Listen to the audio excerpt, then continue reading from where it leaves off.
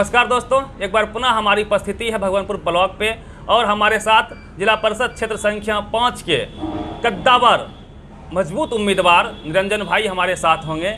जैसे ही चुनाव के डेट्स क्लियर हुए हैं, नॉमिनेशन खत्म हुआ है, वैसे ही नेताओं में सरगर्मी बढ़ने लगी है, जनता में भी सरगर्मी बढ़ने लगी है और धड़कनें इतनी तेज हो चुकी है कि प्रतिदिन कहीं ना कहीं नेताजी का भ्रमण होता है। बता दूं कि निरंजन जी पिछली बार चंद वोटों से जीत से पीछे रह गए थे। इस बार इनकी कैसी तैयारी है और क्षेत्र में लोगों से क्या कुछ कह पा रहे हैं, क्या आश्वासन दे रहे हैं, इसी मुद्दे पर चर्चा होगी। सबसे पहले सर बुलंद बिहार में आपका बहुत बहुत स्वागत है। नमस्कार। निरंजन जी, पिछली बार आप चंद वोटों से पीछे रह गए थे, जिला परिषद बनते बनते रह गए थे। इस बार आपकी कैसी तैयारी है? पिछले बार हम नया उम्मीदवार थे, थोड़ा अनुभव के कमी के कारण हम जीतते जीतते पीछे रह गए थे। इस बार हमारा तैयारी बहुत ही बेहतर है। जैसे पिछले बार हमारे बगल के पंचायत मेहदौली है, वहाँ से तीन उम्मीदवार थे और तीनों उम्मीदवार ने इस बार हमें समर्थन दिया है। 3 उम्मीदवार के बाद भी जनता का प्यार इतना था, उस पंचायत से हम लीड किए थे। और इस बार तीनों जब साथ है तो समझ सकते हैं लीड ही नहीं बल्कि मेहदौली पंचायत एक तरफा वोट होगी, यह एक प्लस पॉइंट है। दूसरी बात, हमारे बगल के पड़ोसी पंचायत हैं ताजपुर नरहरीपुर। ताजपुर नरहरीपुर में भी एक उम्मीदवार हो गए थे। स्थानीय स्तर पे जो हमारा कार्यकर्ता था, उन्होंने गांव बाद में आके उसको वोट कर दिया था, जो कि ये सब डमी कैंडिडेट बाद में साबित हुए। इसी तरह हमारे बगल में दहिया है, वहाँ भी एक उम्मीदवार हो गया था और गांव बाद में आके बहुत सारे लोग वोट कर दिए। बाद में वो भी डमी कैंडिडेट 1400 वोट कुल मिला के लाए थे। इसलिए इस बार जनता में पिछले जो डमी कैंडिडेट थे उसमें 4-5 बैठ गए, एक खड़ा है। तो हमारे जो सम्मानित मतदाता मालिक हैं इस बार वोट कटुआ को वोट देने नहीं जा रहे हैं और हमें लगता है मेहदौली पंचायत, रसलपुर पंचायत, ताजपुर नरहरीपुर पंचायत और जोकिया पंचायत में भी वही बात हुआ था। वहाँ से भी एक उम्मीदवार हो गए थे, जिसके कारण वहाँ जितना वोट हमको आना चाहिए था नहीं आया। और इस बार इस चारों पंचायत में बहुत ज़्यादा वोट से हम लीड करने जा रहे हैं। आश्वासन देना चाह रहे हैं। शेष जो 4 पंचायत बच रही है उसमें भी हमारा स्थिति अन्य उम्मीदवार से अच्छा ही रहेगा।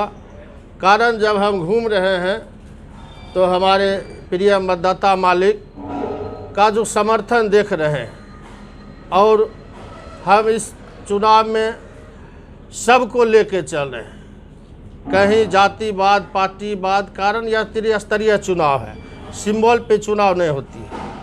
इसलिए जितने भी हमारे सामाजिक लोग हैं, ऐसे भी हम बचपन से सामाजिक लोग ही रहे हैं, सामाजिक कार्यकर्ता रहे हैं। हमने साक्षरता में भी वर्षों काम किया है। उस आधार पे भी हमारे 8 पंचायत में बहुत सारे मतदाता डायरेक्ट हमको जानते हैं, पहचानते हैं। हमें अब पहचान की ज़रूरत नहीं है और मतदाता में उत्साह देख रहे हैं।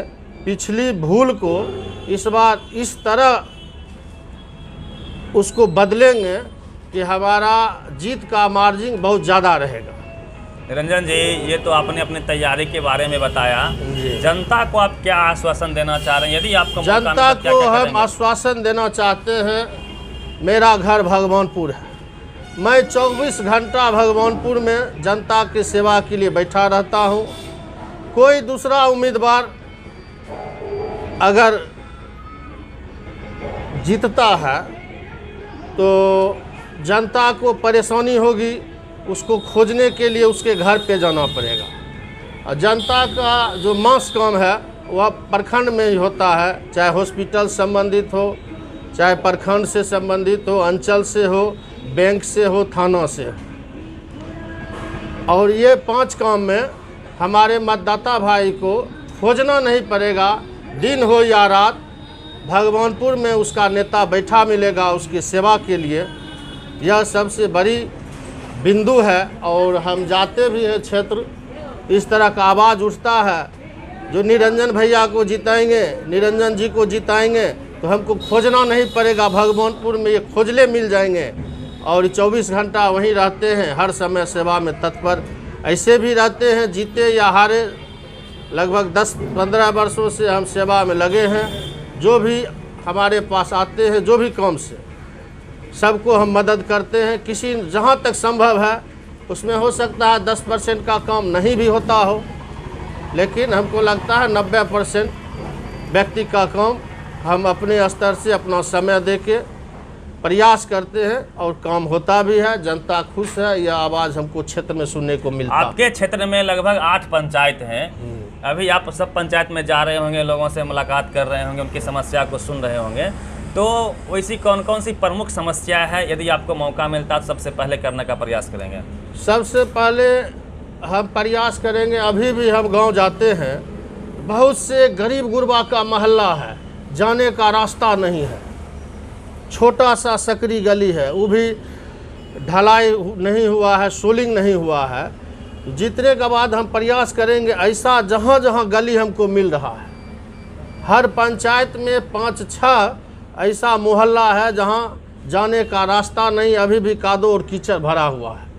तो मेरा पहला मुद्दा होगा, जो हम जीतेंगे तो सबसे पहले जो हमारे मतदाता भाई बहन हैं, मेन रोड पे आने में जो उनको कष्ट हो रहा है, सबसे पहले मैं सड़क को दुरुस्त करवाने का काम करूंगा।